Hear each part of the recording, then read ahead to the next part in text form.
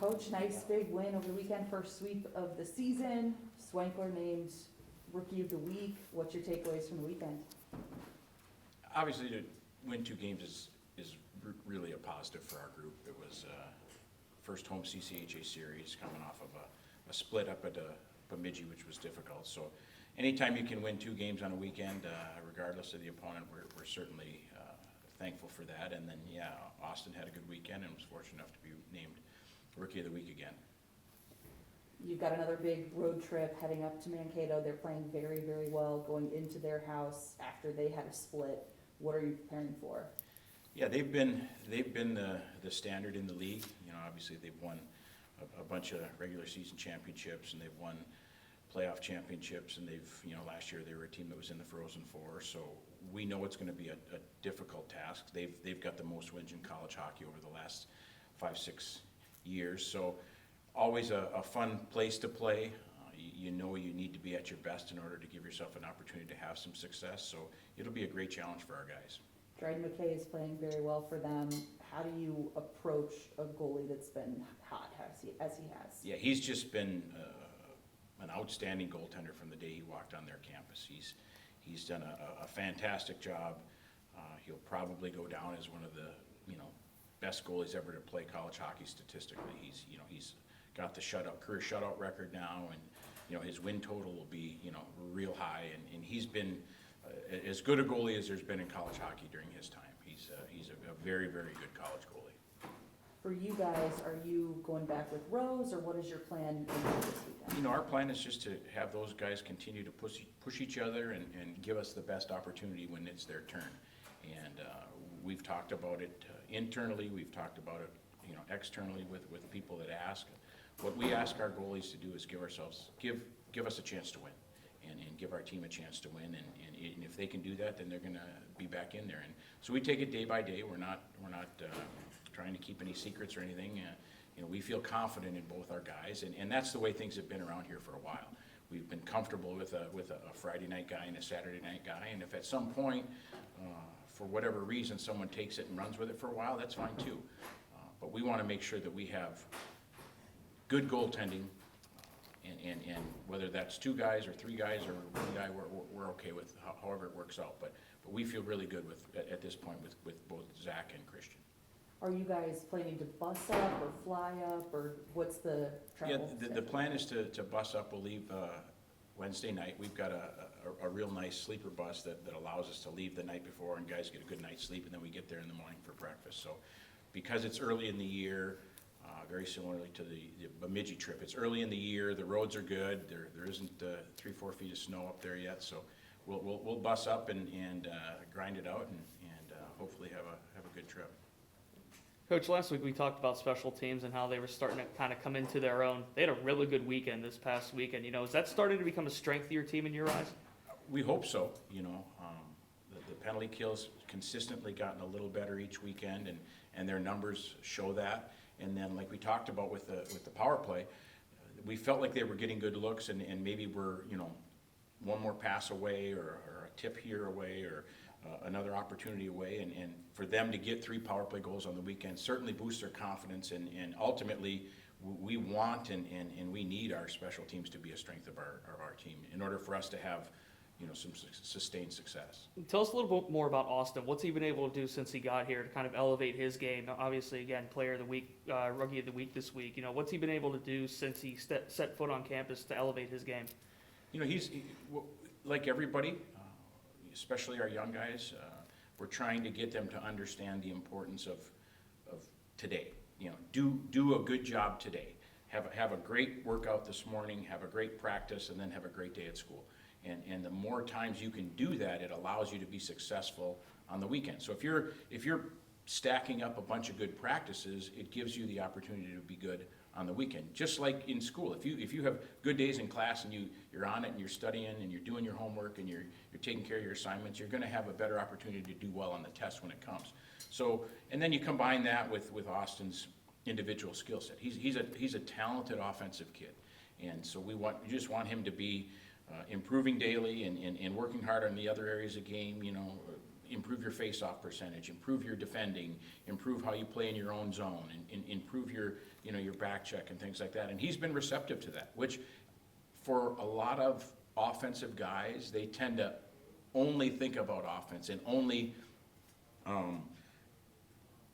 feel like that's the only way they get any satisfaction about playing hockey. We're trying to get all our guys to, hey, we all understand that playing in the offensive side of the puck and in the offensive zone is a lot of fun, but in order for that to happen, you've got to do other things. And so we're trying to get Austin to appreciate and value, which he does, playing on the defensive side of the puck, because that will translate into more offense. So he's been really good with that, and just like a lot of our young guys they're just learning how to find their way in college hockey. Mm-hmm. You brought it up briefly there, but I wanted to ask about the energy level of practices. Obviously, winning as many games you guys have had early on in this season, I'm assuming practices have been a little more energized. What is the team doing day in and day out with the practices? Maybe even with the little things that's led to that success early on. Yeah, we've tried to be, again, it's, I don't come in as the head coach and say, this is what we're doing today. We empower our guys to say, what do you think? What time should we get here in the morning? Are there some drill, we've been doing this.